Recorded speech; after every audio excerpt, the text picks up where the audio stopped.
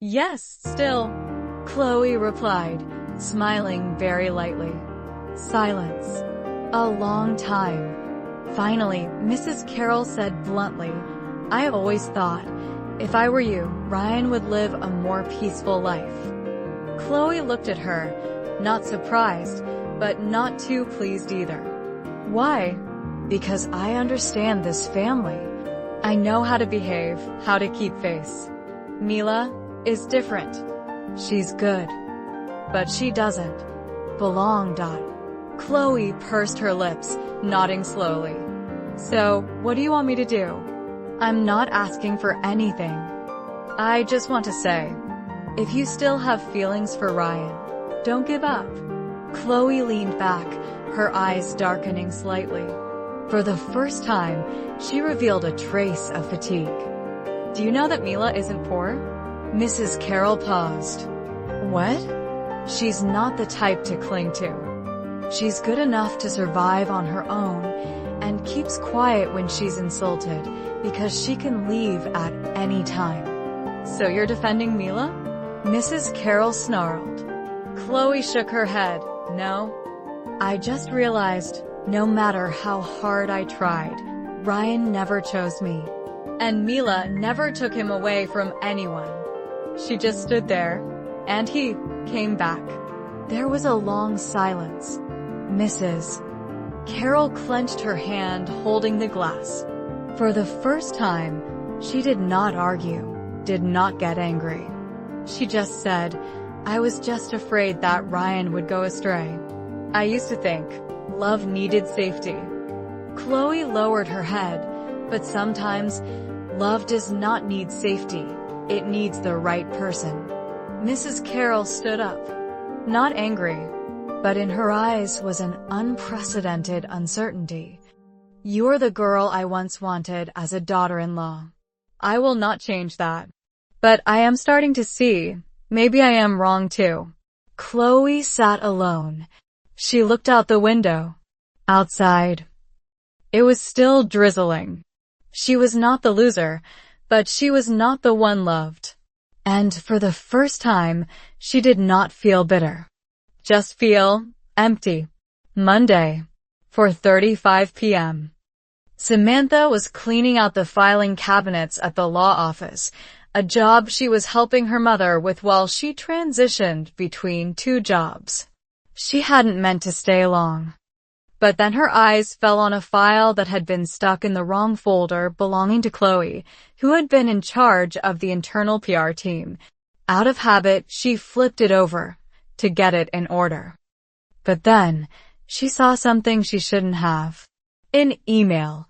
Subject: Material for framing, as discussed. From Chloe Harper to Nathan Rowe, independent reporter. Attachments: 2 photos. Mila and Nathan at an art exhibition. A description: the woman, Ryan's wife, and this man have a history. Even though they're married, she keeps in touch. It could be an emotional affair. Samantha froze. Her hands were stiff, cold. These were the photos she'd sent to Ryan. Chloe told me her friend took them by accident. How did the original file get into Chloe's email? She scrolled down. The CC part, there was a blurred line. Forwarded to Sam. For backup. Chloe set it up. No further proof was needed. Samantha understood. She remembered the day she'd sent those photos to Ryan. The feeling of anger, confusion. But the truth was, she'd been led by Chloe. And Mila. Never at fault. Samantha sank into her chair. There was a pain in her chest that she couldn't name.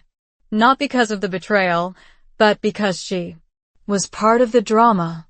That night, Samantha didn't have dinner with her family like she usually did. She went straight to her apartment, turned on her laptop, and opened the series of messages between her and Chloe over the past few months. Everything suddenly became clearer. Chloe had never been sincere, just timed it well. She planted doubts. created situations, then backed off, letting someone else do it for her. 9:47 p.m. Samantha picked up the phone, about to call Mila.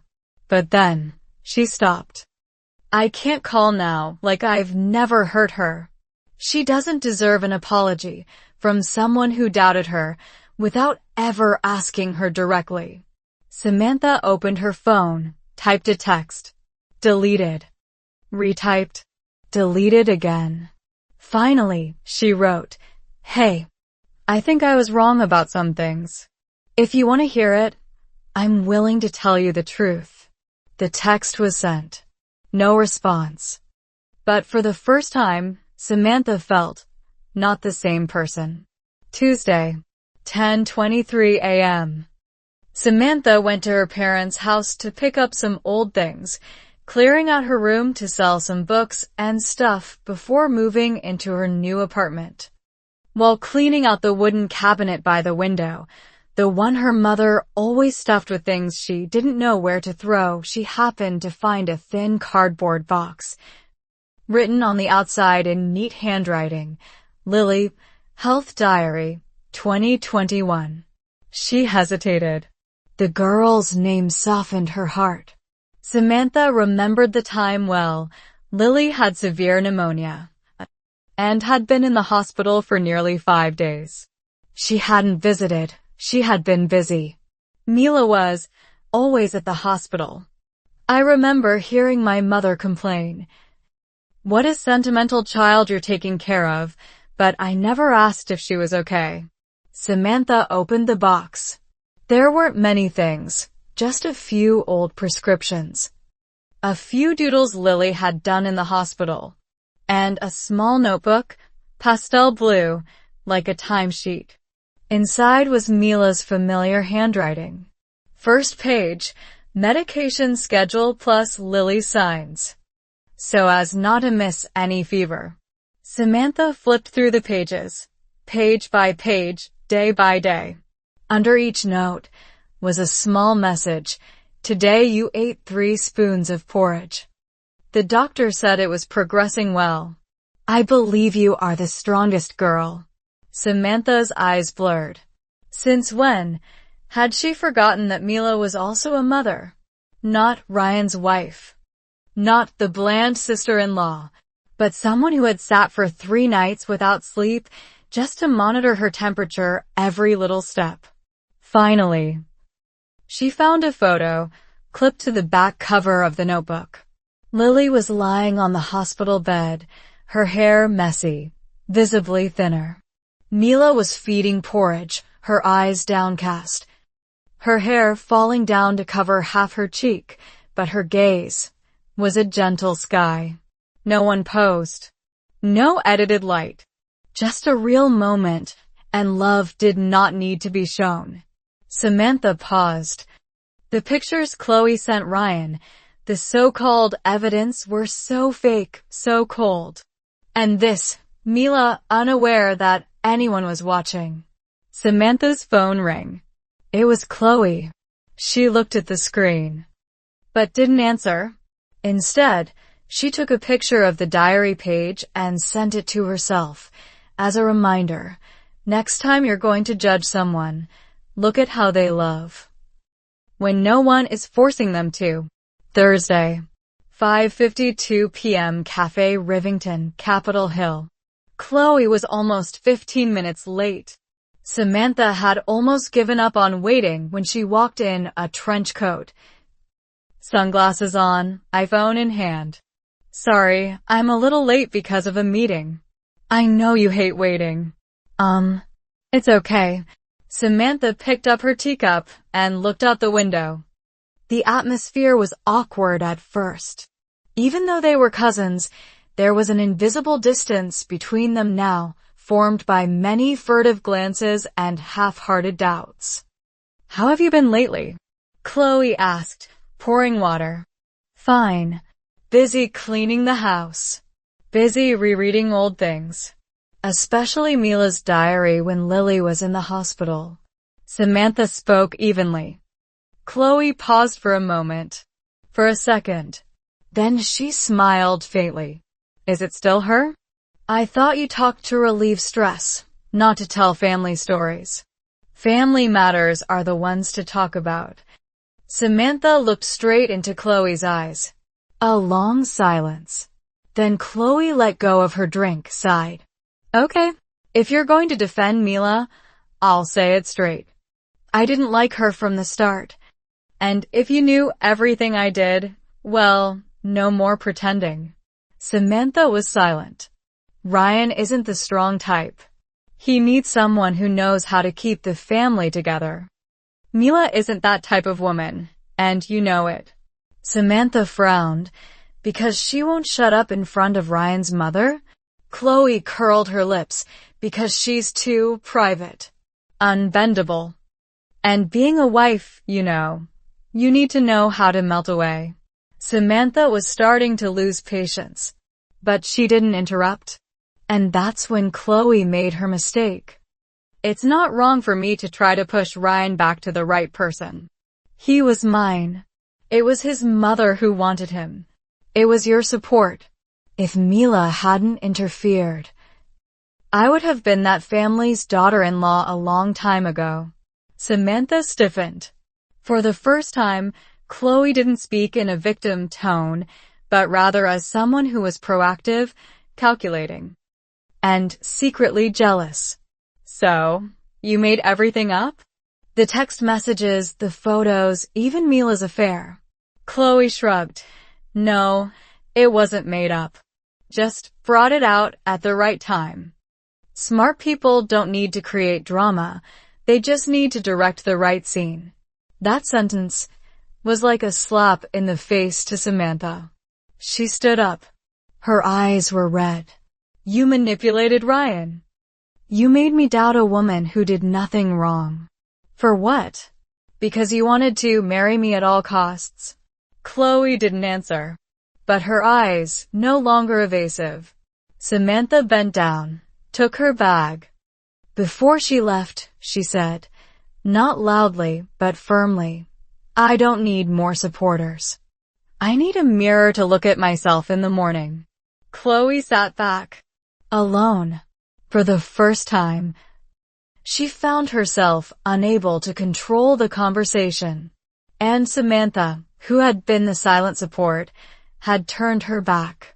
Saturday, 9:08 a.m. Palo Alto, California. The morning sun slanted through the canopy of trees lining the driveway of the mansion. Samantha stood in front of the wrought iron gate, a place she had thought existed only in her imagination. She gripped the handle of her small bag, took a deep breath, and rang the bell. Hello, who are you looking for?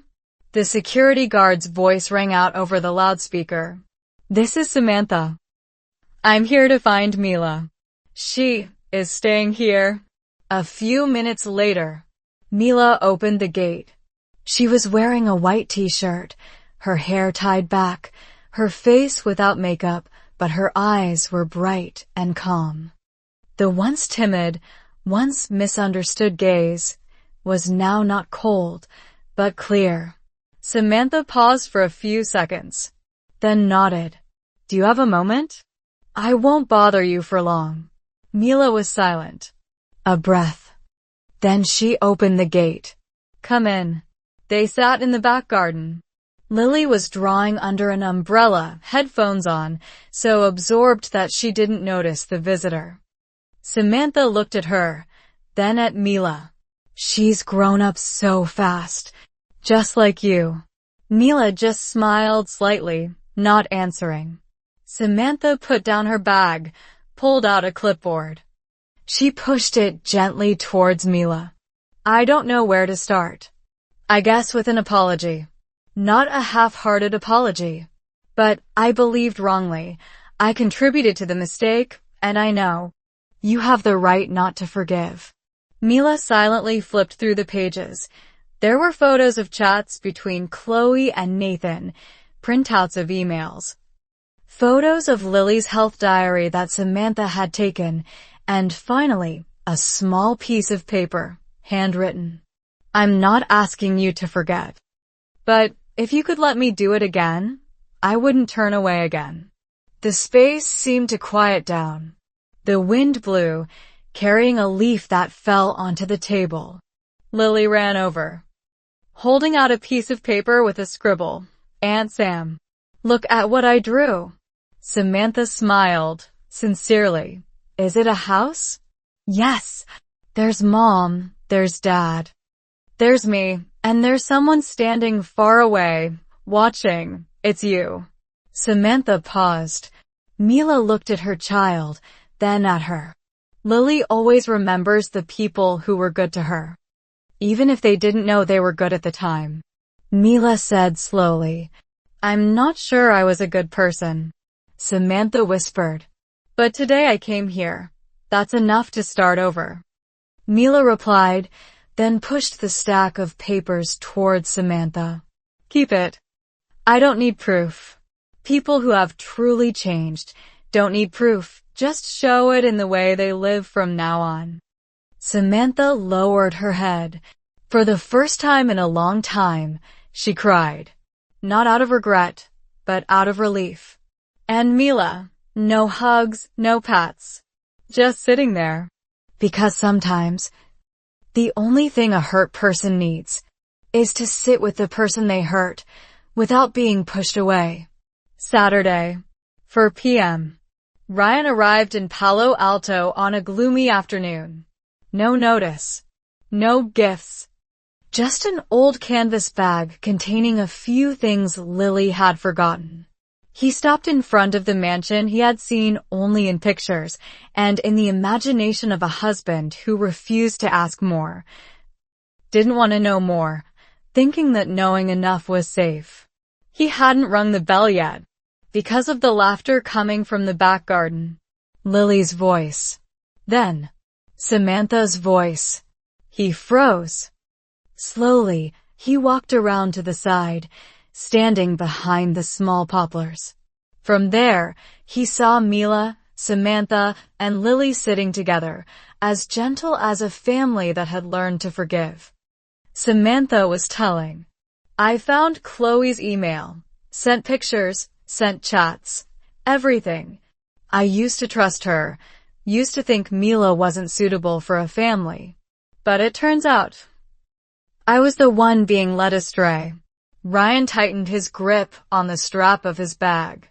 Lily was in the hospital. Mila took care of her every hour, every minute. And I was busy chasing rumors. False evidence.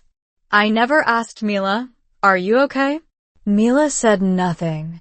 She just smiled faintly, then replied, I'm used to it. No one asked, so I stopped expecting it. Ryan felt his eyes burning. His hands trembled slightly. He wanted to step out. He wanted to say something. But all the words stuck in his throat. Mila continued, as if she knew he was there. As if she was talking to someone who didn't dare to face him. You know, Samantha. There are good men, but not good enough to protect the ones they love. Because they don't have the courage to go against their mother's wishes. They think silence is the way to keep quiet. But silence in the face of wrong is also a way to be complicit. Ryan sat down on the grass behind the trees. Tears streamed down his cheeks. Quietly. No sobs. Only the sound of the wind and Mila's voice continued to echo like a needle pointing to the deepest wound in him. I don't need anyone to defend me like a knight. I just need someone to stand by me, not turn away. But in the end, I only have myself. And thanks to that, I know how strong I am. Ryan burst into tears. For the first time. Not because he was hurt, but because he realized he had abandoned Mila right when she needed him most. He didn't know how long he sat behind the trees. He only knew that when he stood up, his eyes were red, his sleeves were wet. He turned around and left quietly. Lily didn't see. Samantha didn't see. But Mila glanced up at the trees. Her eyes met the familiar figure that had just disappeared. She didn't call. She didn't run after him. She just held Lily's hand a little tighter. Tuesday, 8:42 a.m. Palo Alto, California. Mila was watering the plants on the porch when the doorbell rang. She wasn't expecting anyone, thinking it was the weekly almond milk delivery. But when Mila opened the door, she froze. Her mother-in-law, Carol, was standing there. No makeup. No designer jacket. Just a simple beige cotton outfit, a small bag in her hand. And her eyes, not exactly regretful, but not as sharp as usual. "Hello, Mila." "Mom, can I talk to you for a minute?" Mila stepped back, opened the gate. Didn't ask why, but didn't invite her inside either. They sat on the porch, at a small wooden table with 2 cups of unbrewed tea. Neither spoke first. Mila let the birds and the wind fill the space. Carol was the one to speak first. Slowly, intermittently. Her voice wasn't shaking, but it was lower than usual. "Yesterday, I knew Ryan was here. He didn't say anything. He just came back and said, 'You were wrong.' But Mila, I think the person who should say that is me." Mila didn't answer. She nodded, not in agreement, but giving her permission to continue. "I've never seen you as a bad person. It's just, you're different. You're not like what I'm used to. Not like Chloe. Not like our sisters. You're independent. Quiet. Not competitive. But you also don't give in. And I'm scared of that needlessness." Mila smiled softly. Not sarcastically, not sadly. Just because Carol had finally touched on something that even Ryan had never said out loud. "I used to think that if you were to become a daughter-in-law, you would at least have to follow local customs. But you didn't bow your head. You didn't react. You just stood there, as if challenging everyone. I hate the way you're quiet, because I can't read you. And when I don't understand, I feel like I have to control. This time." Mila looked up. She looked at Carol, not as her mother-in-law, but as a woman who had also lived for too long in the expectations of others. "Have you ever seen me cry?" Mila asked softly. Carol paused. "No, that's the thing. I have cried. Many times. But not in front of you. Because you never made me feel like I could cry." Silence. Carol bowed her head. She pulled a small piece of paper from her pocket. It seemed to be a handwritten letter. She pushed it aside. But Mila didn't take it. "You can read it. I can hear it." She looked at the paper. Let out a long breath. She remembered the content without looking. And for the first time, Carol, always strong and proud, read an apology letter in her own voice. "Mila, I'm not asking you to forget.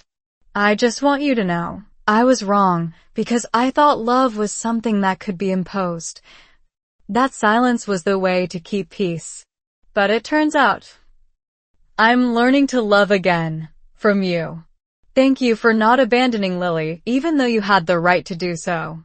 And if one day you think I deserve this relationship again, I'm still here." Mila sat still. She didn't cry. But her hand was on the table, palm open, gently. Carol saw it, and for the first time, she put her hand there. Not her mother-in-law, not Lily's grandmother. Just a woman who knew she had lost her way and was looking for a way back. Friday, 3:14 p.m. The old coffee shop in Bellevue, where Ryan and Chloe used to go in college. Chloe sat alone. In front of her was a matcha latte, the drink Ryan had always ordered for her without asking. The table across from her was empty. And that was exactly what Chloe needed right now, empty. No expectations, no waiting, no resentment. Just silence. The last text from Ryan was just one sentence. Thank you for all the good things you've done. I can't move on with you because I was never there. Chloe read it over and over again. Not angry. Not humiliated. Just slowly hurting. The day before, Samantha had sent her a recording. It was Mila's voice, from the conversation in the garden when Samantha apologized. Her voice was deep, clear, and not angry. I don't blame anyone for not believing me. I just hope those who have hurt others will stop before it becomes a habit. That sentence was like a needle piercing Chloe's remaining defenses. She, once a smart, expected, loved girl, has turned herself into someone who must have Ryan, not because of love, but because she wants to win. Chloe sits up straight, takes out her phone. She types a few lines, then sends an email to her boss directly. I am officially resigning from work starting next month. I need time to reorganize my life, leave Seattle for a while. Thank you for always believing in me for the past 4 years. Then, she opens Instagram. Deletes each old photo, each story to subtly hint at Ryan. Not because of shame, but because Chloe wants to close that door. Not to smash, not to declare. Just close it gently and walk away. 5:12 p.m. Chloe visits Carol's house for the last time. Carol greets her with a gentle but sad look. There is no blame, nor is there any hidden encouragement. Just two women, both of whom had thought they were right, now sitting silently, looking at each other like they knew they were wrong. Where are you going? Carol asked. Colorado. There's a summer writing camp there. I used to dream of writing a book, but I forgot about it because I was busy chasing something that wasn't mine. She nodded. If you need, there will be someone waiting for you to grow up. Chloe laughed softly, for the first time. It was an unforced laugh. I don't need anyone to wait for me anymore. I can wait for myself. That night, Chloe packed her suitcase, carrying just one photo clipped to her notebook. A photo of the three of them, Ryan, Samantha, and her, when they were 17. No drama, no hurt, just smiles that knew nothing about the real world.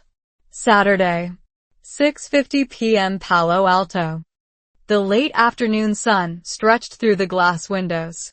Mila was cleaning up the small studio in the backyard, where she and Lily often sat to color in the afternoon. Suddenly, light footsteps sounded behind her. She turned. It was Ryan. He was wearing a simple white shirt, holding a small basket. Inside were some of Lily's favorite pastries. No flowers. No candles. No begging. Just coming. She said her mommy was busy today and didn't eat any pastries. He set the basket down on the table. I wasn't sure if I could come in, Ryan said, pausing slightly. Mila looked at him. Not cold, not sad. Just the look of someone who was once close, once distant, now facing each other like two adults. I didn't lock the gate. Ryan nodded. A slight nod, like a thank you. He didn't sit down right away. He stood there for a long time. Mila, I have no more excuses, and I didn't come to explain. I just wanted to say, if there's anything I haven't done for you, it's listening. Mila was silent for a moment. Then she sat down, pushing the chair opposite him. Uninvited, but the sign was clear enough. Ryan sat down. I know, you've cried for me, and I know the tears of a silent woman are the cruelest thing. Mila looked out into the garden. I don't blame you because you're wrong. I'm just hurt because when I needed a voice, a look on my side, you chose to bow your head. Ryan squeezed his hand.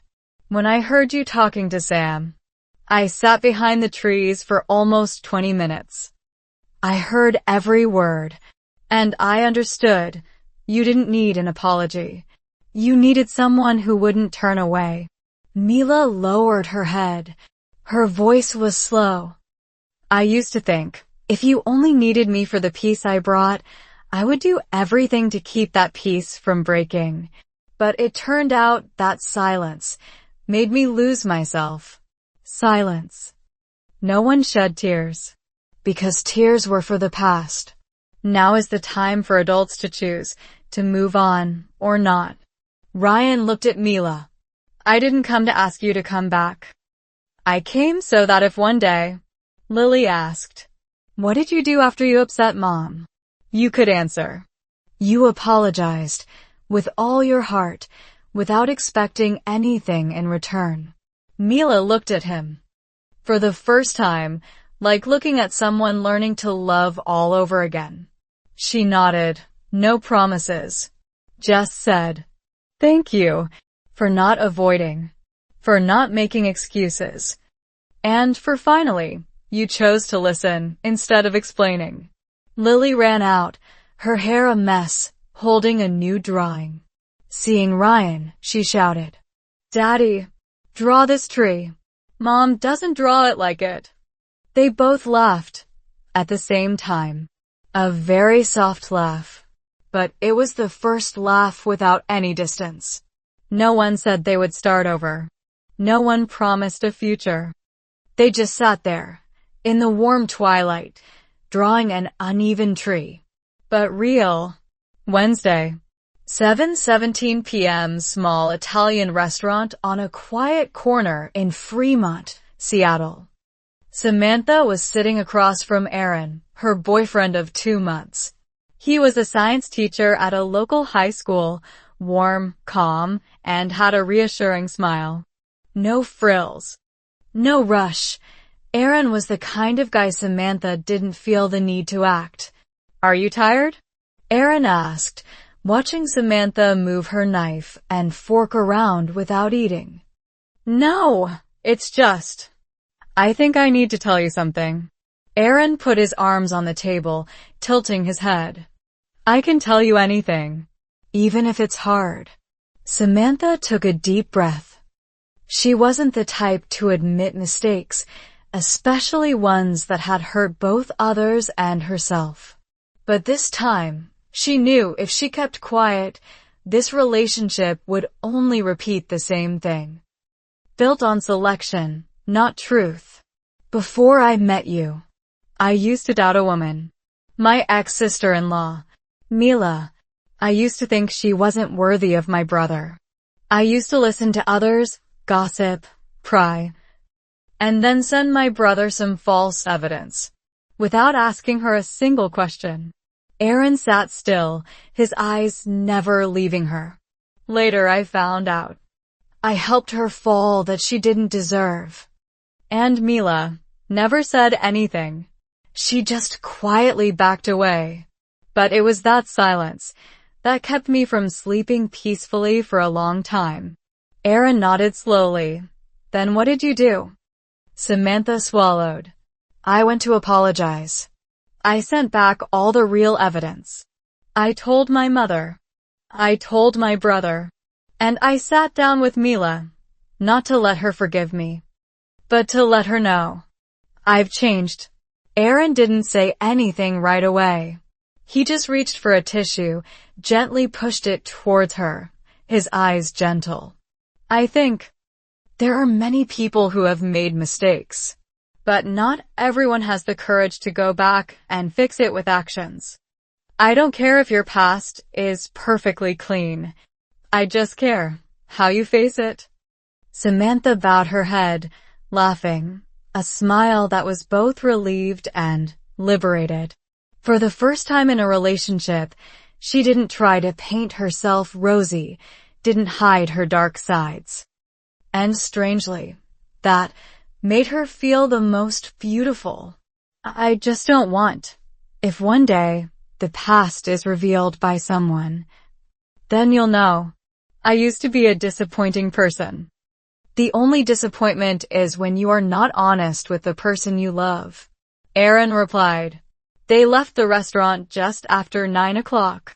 On the way home, Samantha held Aaron's hand tighter than ever. Not a hold, but to say, "Thank you for looking at me without any mistakes." Sunday, 6:30 p.m.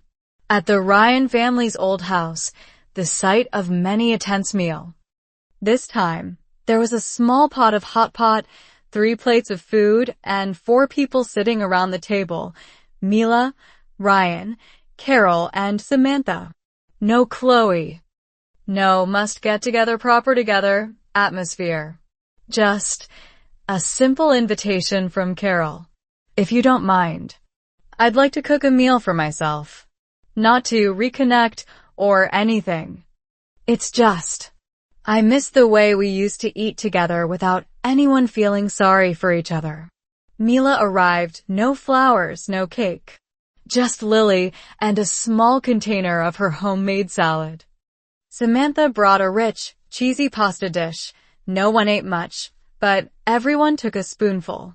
Ryan brought soda, and the wooden chopsticks Mila had left at his house. No one started with the past. No one tried to pretend it never happened. They ate with the sound of spoons hitting porcelain bowls, Lily babbling about school, and the occasional hesitant glance, but no longer heavy. "She's better at math than you were," Carol said, glancing at Lily and smiling. "She's better at literature than her mother," Mila replied, smiling faintly. Ryan looked over. Their eyes met Mila's. No words, just a nod, very small but enough for Mila to know. He was grateful for coming. In the middle of the meal, Samantha poured water. Then she said, "When I was little, I used to think our family was the good type. Everyone was polite, everyone was proper, until everyone started to be quiet instead of asking each other how they really felt." Mila nodded. "I was wrong, but I came back. That's better than a lot of other people." Carol stood up and went into the kitchen. A moment later, she returned. In her hand was a small wooden box. She placed it in front of Mila. "This was left to me by my mother-in-law. A notebook of things I wanted to do, but couldn't. I thought, if Mila wants, you can continue writing in here. Things you need for yourself." Mila took it. "No thank you." Just put her hand on the notebook, as if holding onto something that was slowly healing. Dinner ended at 8:15 p.m. No one hugged anyone. No one promised to go back to the way things were. But when she walked out the door, Lily turned back, holding Carol's hand. "Grandma, can we eat again some other day? But you have to let me cook something." "I'll wait." Carol leaned down, hugging her gently. Not an awkward hug, but a hug like she was afraid, if she let go, she would lose the chance to make amends forever. Monday, 8:35 p.m. Small apartment, Palo Alto. Lily lay curled up in a purple quilt, hugging a pillow with a kitten in her hand. Mila sat beside her, rubbing her back, quietly listening to the soft instrumental music in the room. "Mommy." Lily looked up. Grandma smiled today. She really smiled. Unlike last time.